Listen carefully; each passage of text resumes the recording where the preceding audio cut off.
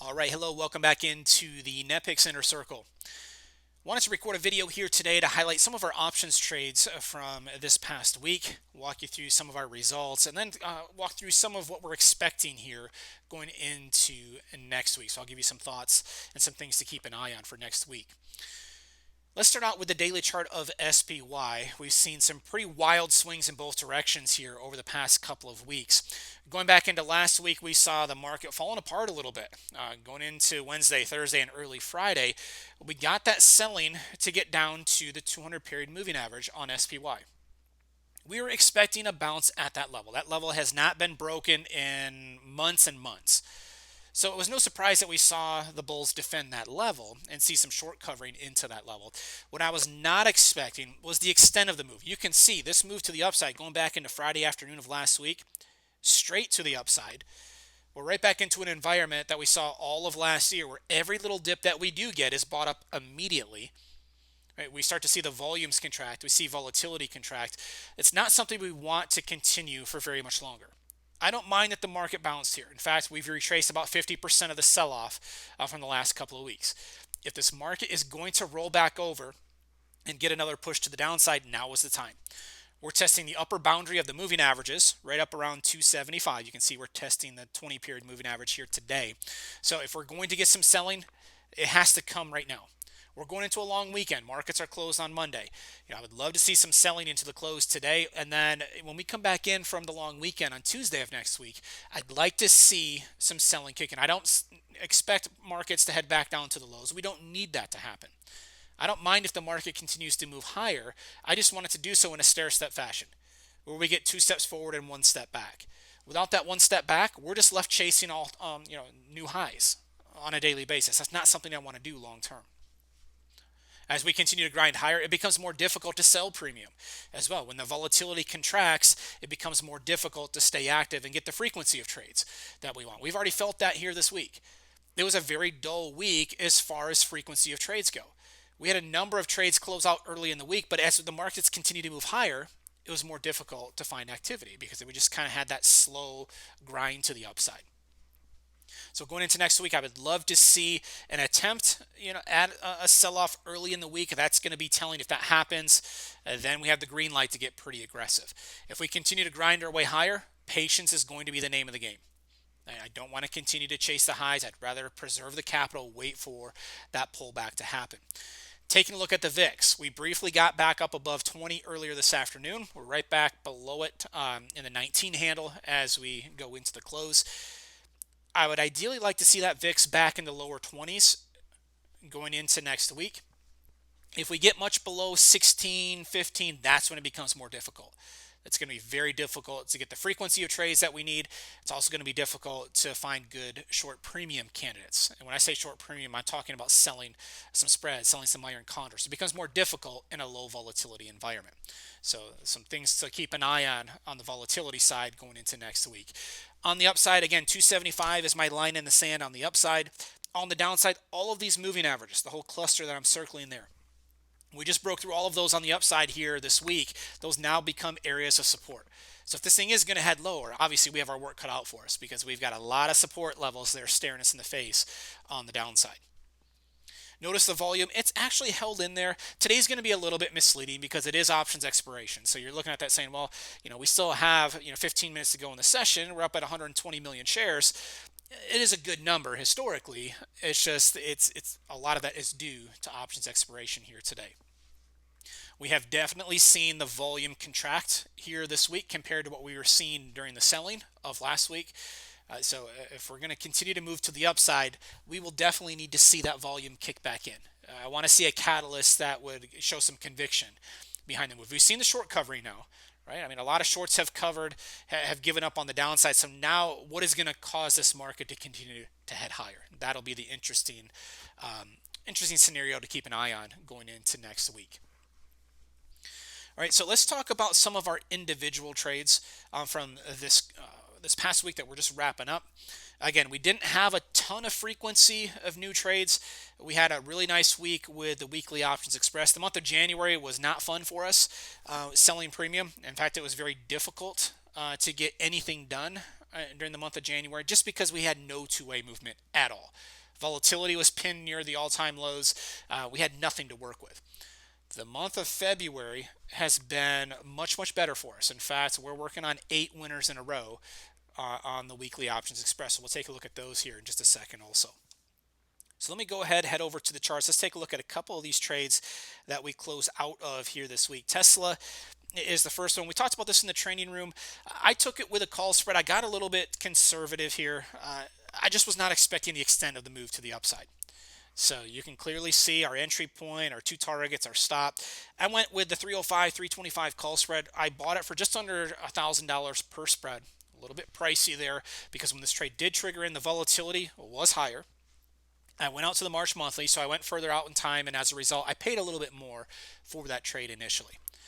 Fortunately for us, it made a pretty steady move to the upside. It wasn't the quickest move ever, but we were still in and out in 3.5, 4 days, so nothing too terrible as far as holding time goes there. Closed it out, booked a $330 profit, 34% return, so it was a smaller return because I got pretty conservative. We can get conservative through position size, through expiration cycle, and through strategy. So I got more conservative here through my expiration cycle by going out to the monthlies, and through strategy by going with the call spread. And I'm fine with that. I'm not going to complain with a profitable trade. It's just had I bought the long call, sure, I would have made a lot more money. But it's all about taking risks that we're comfortable with, risks that matches up with our outlook for the market going forward. And that's exactly what I did on the Tesla trade. So nicely done there on Tesla. Gold. We've had a really nice stretch the last couple weeks on gold. Let me go ahead and zoom in on this one a little bit. So the trade from this week, obviously it was a long setup. You can see it here on the chart. You can see the blue dots highlighting the entry, the targets, and the stop. The nice part about this trade, it was a quick move. The previous short trade that was a full winner as well for us on gold took a couple of weeks. This thing was in and out in just a couple of days. I mean, we're talking about in and out in essentially 24 hours. 2 trading days there. So no complaints. And we took the March 125 calls, $253 per contract. Sold it out for $172 profit. That was a 68% return. So really nice. In and out real quick. Avoid the time decay. Avoid the volatility getting crushed too much. Booked a really nice profit and went flat. So that's 2 full winners in a row on gold, which is great. Really adds up. Allows us to make up ground pretty quickly when you see those types of returns. So we'll go into next week flat. We don't have an overbought or oversold condition on %R, so nothing to do at the moment on GLD.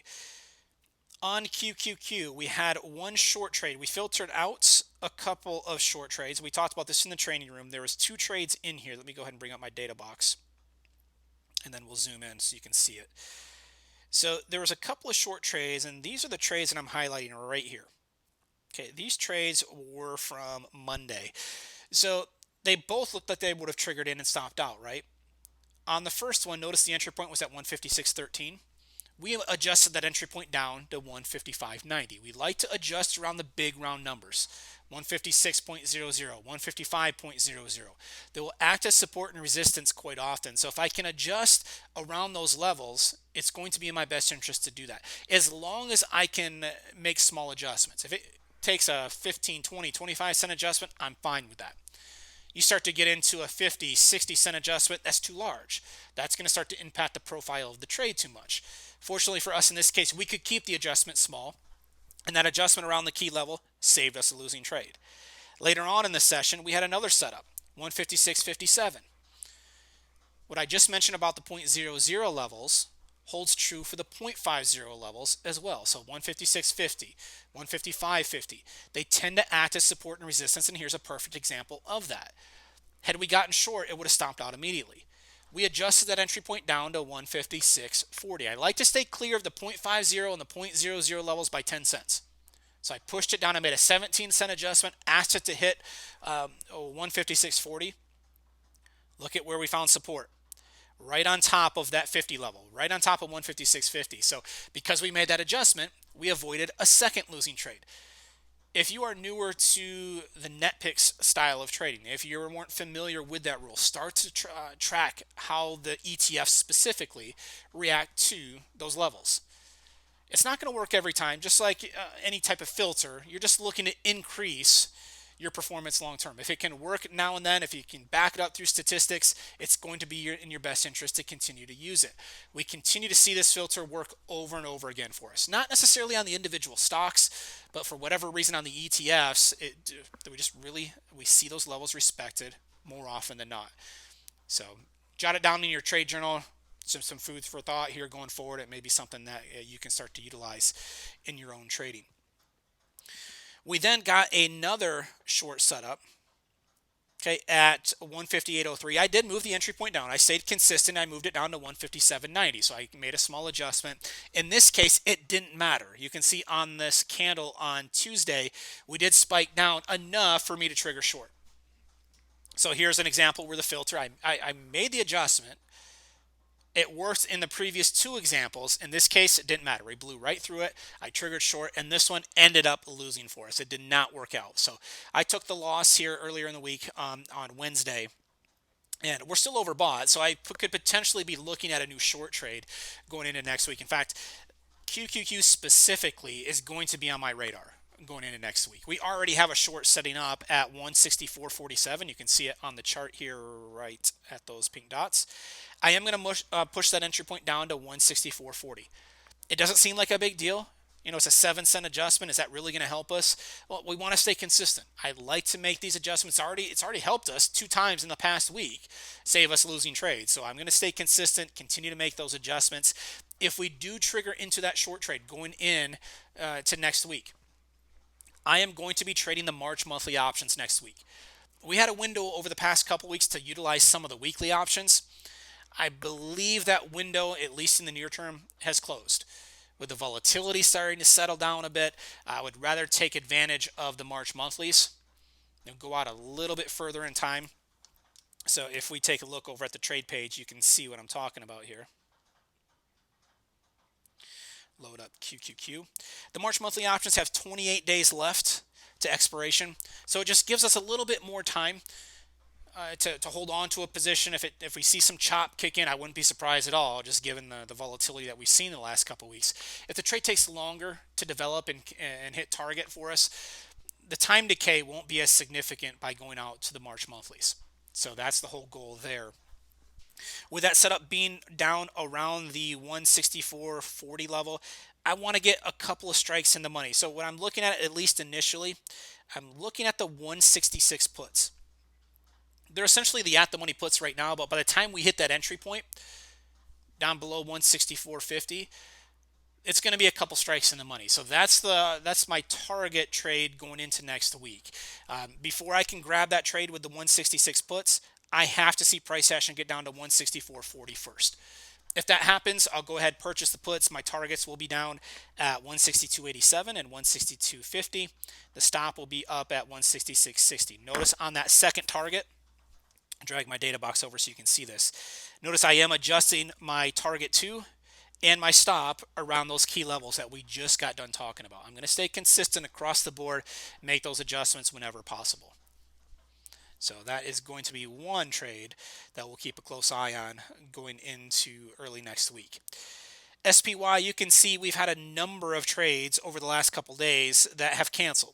Any of these pink dots that I'm highlighting here on the chart. If price action never gets down to those levels, we know that those trades, they're not valid. We can't jump in until the entry points are hit. So going into next week, here's another one, 272.18 is the short entry. Just like QQQ, it's a valid setup, but we just can't jump into it until we get price action down to that entry point. If we hit that entry point, I will be looking at the March monthly. So just like we talked about over on QQQ, my entry point down at 271.90. Notice I am making a small adjustment on the entry. I'm pushing it down below the 0.00 level. If we hit that level, go ahead and pop over to the trade page here a second. I'm going to try to get a couple strikes in the money. So I will go ahead and take a look at most likely the 274 puts. It's going to get me a couple strikes in the money from the entry point on our chart. So we'll see what happens here on Tuesday of next week. I was hoping that we could trigger into those trades yet this afternoon. I would love to go into the weekend with positions already on. Just knowing it's a long weekend, anything can happen. I would like to have some exposure, but just the market didn't give us the opportunity to go ahead and take advantage of that. So we will, with 3-4 minutes left to go in the session, we will go into the weekend flat on the index ETFs. Halliburton is an energy trade that we've had on now here for um, pretty much for the entire week. We've just kind of been hovering right around the entry point. So this is one I'll carry into next week. 48.99 and 49.74 the targets. 45.22 is the stop on Halliburton. So we'll see what happens. A nice push to the upside early next week would be beneficial there. Let's take a look at American Airlines. Okay, so this is actually a trade from that triggered in end of last week. It did hit full target Monday morning. So really nice winner there. Nice quick trade in and out. We did have to hold over the weekend, but essentially it was one trading day before we hit that full target. So really nice trade there on American Airlines. Flipping on over to the other workspace, try to highlight a few more trades, and then we'll talk about the weekly options express. So Costco is one of those trades, one of those names that's been a little tricky for us to trade. It's been all over the place here lately. Let me go ahead and zoom in. It's actually a good example. Let's go ahead and take a look at the previous long trade from last week. This trade ended up stopping out. Okay, so it's this one right here. If I scroll back a little bit further, you'll be able to see it. So this one ended up taking us out with a full stop. The problem with getting intimidated by losing trades, had we given up on Costco and say, you know what, that it was a full loser for us, I'm not trading Costco anymore, look what you would have missed out on. Okay, we followed it up with another long setup end of last week. That one hit full target here earlier midweek this week. So we followed up with that full loser with a full winner, and we're already battling back. If you're managing your position size, you're managing your risk so that the outcome of one or two trades does not impact your ability to take the next trade, that's going to be ideal. Okay, because long term, we're going to have a mix of winners, losers, and break evens. No one knows what the market's going to do next. If we continue to take the trades as they come, you will make money with the system. It's been proven to work over the past number of years. Where people get hung up is that they start skipping around all the time, trying to avoid the losers and catch the winners. The bottom line is no one knows whether the next trade is going to win or lose. The only way we can take advantage of the odds long term is if we continue to take the trades as they come on Costco. So we were rewarded for it this week. We booked the full winner. And now going into next week, we have a new short sitting up at 189.90. So just like SPY and QQQ that we took a look at a few moments ago, it's a valid setup. We have not hit the entry point. We'll pick it back up on Tuesday of next week after the long weekend, and I'll be taking a look at some long puts out in the March monthly options. So bottom line, on many markets that we're looking at here this week, we have very similar chart patterns. They have all essentially had this same pattern that we're seeing on Costco. The straight move to the upside over the past week has left us with very overbought conditions. Any type of a move to the downside, we're barely off of the highs of the week here as we go into the weekend. We're barely off of the highs, and we're already getting a whole series of short trades. So just keep that in mind. Early next week, we could potentially be in for some fireworks, and hopefully that's the case. I would love to see it. All right, so we'll pick it back up here next week with the Options Fast Track program. Let me go ahead and flip on over and take a look at the weekly Options Express trades. We closed out of a handful of trades this week, and we also initiated some new ones. So let me go ahead and pull up that spreadsheet now. Okay, what you're looking at here is our position sheet that you can find on the weekly Options Express owner site. And I'm highlighting the closed trades here first. We'll then take a look at some of the positions that we opened here this week as well. So we had a couple of really nice trades that were opened in the previous number of weeks. Let's go ahead and take a look here. We had, starting out with Apple, we sold the 150, 148 put spread, and we did that after the market sold off last week. So once we started to get down near those lows, testing the 200 period moving average, we decided to place some bets on a bullish bounce. Fortunately, we got that bounce this week in a big way. So we sold the 150, 148 put spread. We collected 50 cents. We were able to close this thing out very quickly here earlier in the week. We bought it back for 10 cents, booked a $40 profit. I closed it out early. because of the market has been all over the place. I didn't want to let this thing go from a really nice winner to a loser if the market did roll back over to the downside. So we did close it out about a week early. I couldn't justify continuing to hold the trade for the last 10 cents. It's only 10 bucks. I didn't want to run the risk of letting this full, essentially really nice full winner turn into a loser because I didn't want to pay the commissions to close out of the trade. So I thought it was in our best interest to book the partial profit, free up the capital for some additional new trades later in the week. So we booked a really nice profit there on Apple. For those of you that are new, selling the put spread is a bullish position. We wanted Apple to move to the upside. We needed Apple to close above the 150 put that we sold. Well, Apple, you can see, had a massive rally this week along with the rest of the market. If I drag that spreadsheet out of the way there, you'll see that Apple closed at 172.40. We were well above that short put strike. So in hindsight, we could have held on to that trade even longer and gotten away with it and booked the last 10 cents. I still think that was the smart decision early this week to book the profit. It's easy to look back on it and say, hey, the market went up the rest of the week. What if it would have rallied up Monday, Tuesday, and then given it all back, midweek into the end of the week? So if we can take that profit, it's going to be in our best interest to do that. We took a very similar approach on Netflix. We sold a 237.5, 232.5 put spread last week. So we wanted Netflix to finish above 237.5. Well, Netflix, go ahead and drag my spreadsheet out of the way here a second. You'll see Netflix close at 243.84. It also had a really nice move to the upside. So earlier this week, we closed this thing out. We sold it for $1.37, so we collected $137 per spread. We bought it back for 36 cents earlier in the week. That gave us $101 of profit. And all of these trades, whether it be Netflix, Apple, we'll talk about the Dow and IBB in just a second. All of these trades are taking about a couple $100 of capital or less. So we're not talking about a large amount of capital required to trade Apple and to trade Netflix. It's just not the case. Okay, you're talking about a $5 wide spread on Netflix. You're talking about between $200 and $300 of risk. So it's very reasonable to take these types of trades. We booked that $101 profit. We're in it. We're into this trade end of last week, out of this trade early this week, and that's an ideal scenario for us. Fortunately, the market cooperated for us and gave us the move that we were looking for end of last week. So we were fortunate that it worked out so well, so quickly for us. But the nice part about selling these spreads, we have 5 different ways of making money on the trade. On the Netflix trade, I made money if it moved up, down, or sideways, as long as it stayed above my short strike at 237.5.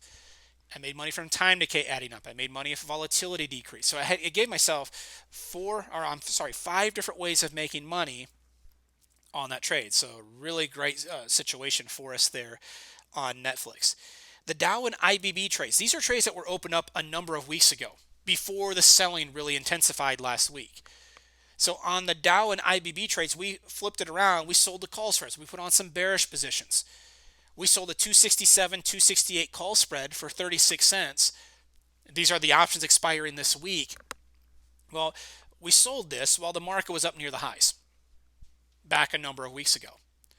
Since then, we have seen some massive volatility, and we saw that big move to the downside last week. As a result, you can see the Dow finished at 252. Even after the big rally this week, we still finished $15 below our short strike. So this one was a full winner. It was a no-brainer. We held to expiration. We let the whole thing expire worthless. I did that because we saw such a big directional move in our favor.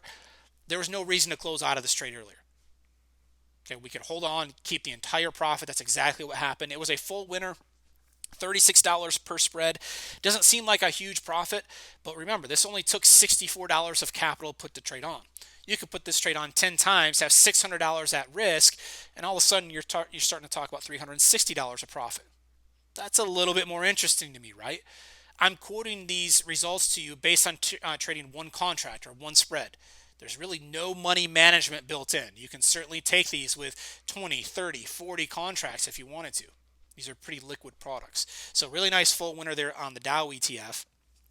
IBB, we also sold the 120, 122 call spread, collected 55 cents or $55 per spread on that one. It took about $150 of capital, just below $150 of capital. So pretty reasonable on this one as well. This one also saw a big move to the downside. We put this trade on before the selling kicked in last week. So this one also stayed below our break-even point, which was the 120 call that we sold. This one was a full $55 profit for us. Again, $55 return on a $150 investment. Pretty nice situation there. We had 5 different ways of making money on the trade. So there's a lot of numbers and statistics that were backing up that decision when we initially put the trade on. SQ, which is Square, we sold a put spread here last week. We did it with the March 16 option. So we went out to the monthlies. We were looking for a bounce in Square. We got that bounce this week. So by selling the 35-34 put spread, it is a bullish position. We collected 30 cents. It took $70 of capital to put this trade on. So really inexpensive trade to put on. We did see a bounce higher. I decided to close this trade out. We could have held longer. We could have held over the next couple of weeks. I closed it out here today for 8 cents. It gave me a $22 profit. The reason I closed this trade out early, there's only 8 cents left. It was trading for 8 cents, between 8 and 10 cents earlier today. I've essentially booked my entire profit. Was it worth me holding for the next, the next 3-4 weeks in order for me to get another $8 out of the trade? In my mind, it doesn't make sense, because during that time, what if Square rolls back over to the downside and all of a sudden that goes from a winner to a loser? I'd rather pay the commission, book the profit, and free up the capital to go on to the next new setup. So I decided to close it out. If you held this trade, keep a close eye on it. If Square starts to roll over to the downside next week, make sure you're taking some type of profit out of the trade. But we issued the alert out to all of you guys here earlier today to close out of the position, and we are now flat going into next week. Amazon, we also put this position on a couple weeks ago. We sold the 1480, 1485 call spread. We collected $1.55. This is one that at one point was essentially a full winner for us. I was not expecting Amazon to move straight to the upside by a couple $100. I mean, it was just a phenomenal move back to the upside, along with the rest of the market, in fairness. So this one we could have held on. If we held on into the close today, it would have been a full winner, because Amazon did close below our 1480 call. I decided to close it out this morning. I was not willing to hold on to this position and let it go from a winner to a loser. And that would have happened if Amazon had another rally today up above 1480. So we closed it out for 35 cents earlier this morning. It still gave us a $120 profit. So I'm not going to complain about it. Had I held on to the close, I would have made an additional $35. I just couldn't justify the additional risk. So I know I talked to a couple of customers today that did hold, and that's fine. I have no issue with that. They were able to watch it closely throughout the day, and if you did that, that's great.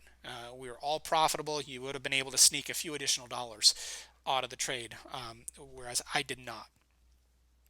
Okay, so really nice week for us this week. That gives us 8 winners in a row, which is just a ton of profit. It helps make up for the difficult January that we had with just the slow market conditions. We did also initiate 4 new trades as well. You'll see them here. They're all short call spreads, so I'm trying to take advantage of the market being so overbought going into the next couple of weeks. This rally this week, it caught me off guard a little bit. I'm trying to take advantage of the extent of the move and potentially taking advantage of some consolidation next week or even a pullback. So on QQQ, we sold the 162, 163 call spread. We collected 35 cents.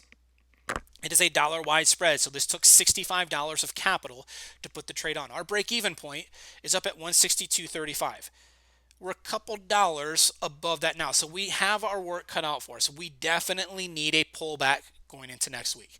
Again, the extent of the rally this week caught me off guard. I was not expecting this type of a strong rally. So I'm going to continue to hold this trade. Obviously, early next week, we do need a sell-off. QQQ is one of those names that will probably add in another new position at some point next week. I still think we're massively overbought. I'm going to take a look at selling another call spread with some different strike prices here next week. So you should see that alert come through from me next week. Amazon, we did initiate another new trade on Amazon. We closed one out this week. I also put a new one on. And this one was with the 1440, 1445 call spread. We collected $1.80 for this one. Amazon closed the week at $14.48, so we need about an $8, between a $6 and $8 move to the downside going into next week. So very doable. We know Amazon can move $6 to $8 in a matter of minutes. So I still like the positioning of this trade. We'll see what we can do next week. If I can buy it back between 45 and 90 cents, that's ideal. Anytime I sell a spread, I'm targeting 50 to 75% of my maximum profit potential. So we'll watch it closely next week. We're slightly underwater at the moment, but I still really like this position, just given how overbought Amazon is going into next week. Two new ones from today. I sold on NVIDIA the 250, 252.5 call spread, collected 85 cents on that spread. So I'm looking for NVIDIA to stay below 250.85. I did these in the March 2nd weekly options. So we've got a couple of weeks here. We've got about 14 days left on these trades. So ideally, the sooner we get a move to the downside, the better. But we do have a couple of weeks to let this trade marinate if need be. I also on Netflix sold the 287.5 290 call spread, collected 75 cents, targeting 50 to 75% of that number. So if I can buy it back between 18 and 36 cents, that's the ideal scenario for us there. All four of these positions are bearish positions. Okay, they're all tying up, less than a couple $100 of capital. Amazon the exception. Amazon was a little bit higher than that, but very reasonable. The reason I point this out, for a lot of people, they think selling spreads is intimidating. They think it's more advanced and it's more risky. It's really not. These are all risk-defined trades. They're all tying up around a couple $100 or less of capital. We have 5 different ways of making money on these trades. These are just great ways to diversify your trading. It doesn't take the place of buying calls and puts. I'm still going to stay very active with the weekly options, with the options fast track trades that we talked about earlier. So if I get it set up on my chart, I'm going to buy calls and puts. That's going to give me the higher profit potential. They just have a lower probability of success. So by mixing in some spreads, in this case, we're selling some credit spreads, it adds in a layer of diversification that we really need. It gives me a higher probability of success, lower profit potential, and that's a great mix to some of our other trades. If you're not taking advantage of these types of trades, I really encourage you to do so. Getting a better mix of trade types is going to give you a smoother overall equity curve long term. And that's what we're all striving for. So for many people, that's the next step in the sequence for you. Doesn't take a ton of capital to do this. In fact, it's much easier to control your risk by using credit spreads rather than just buying calls and puts all the time. So it's just a great way to advance your trading. All in all, very profitable week. We have continued the really great stretch. The last 2-3 weeks have been some of the most profitable trading I've had now in the last couple of years. So we will definitely take it, and hopefully it continues. Again, some of the things that we're watching next week, I'd like to see some two-way price action kick back in. I'm looking for some selling early in the week next week. I would love to see the VIX in the low 20s. That's the ideal range that we want to be in. If we can get that to happen, we should be able to stay pretty active here through the remainder of February and into March as well. So if you have any questions at all on any of the trades that I covered here in the recap video today, let me know. Send me an email or give me a call. I'm more than willing to connect and provide you more details. Mike@netpicks.com is the email address. All right, so otherwise, I'm going to start to wrap up here for the week. Again, just a great week of trading. Enjoy your long weekend. Markets are closed on Monday. Enjoy that extra day off, and we'll hit the ground running again on Tuesday of next week. All right, so enjoy the weekend, everybody, and we'll talk to you next week.